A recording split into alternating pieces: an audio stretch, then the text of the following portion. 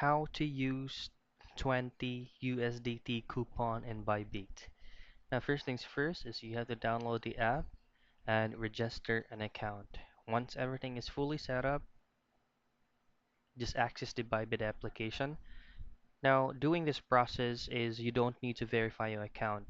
Now, you have to claim the coupon first by going to Rewards Hub. Now, the 20 USDT coupon will show here. You'll just have to hit on claim, and once you hit on claim, it will automatically route to your My Rewards. Now, if you already claim it, just go to your My Rewards, and here it is, the 20 USDT. Now, just click on or tap on Use, confirm. Now, it will automatically be routed to your account. Now, what you can do with it is you can go ahead and start buying or trading with your reward for 20 USDT coupon. So that is how you use 20 USDT coupon in Bybit.